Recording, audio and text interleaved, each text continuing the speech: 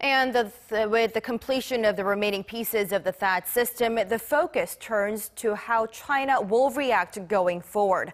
It appears Beijing is already making its feeling known, with the effects of the economic retaliation being felt among a wider spectrum of Korean industry. Among them, it appears South Korean firms in the agricultural and auto sectors are feeling the blowback the worst. Jeong-yeon reports.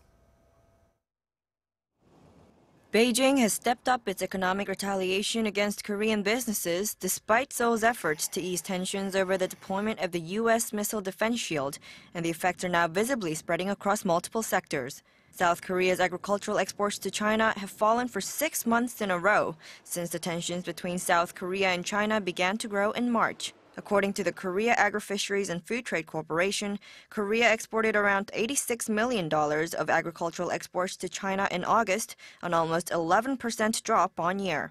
With the deployment of 4 additional launchers, there are growing concerns that the export figures will drop even further.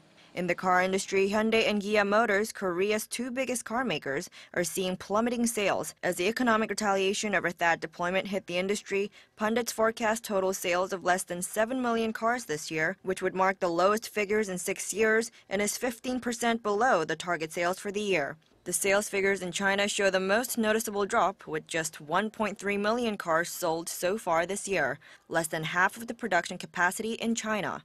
The effects of all this can be seen on the Korean stock market, as the total stock value of the top 10 companies heavily reliant on Chinese consumers tallied at $45 billion on Friday. According to Korea Exchange, that is a drop of more than $20 billion over the past 13 months, a 27% decrease compared to last July, before the deployment of the THAAD batteries was finalized. Jeong-yeon, Arirang News.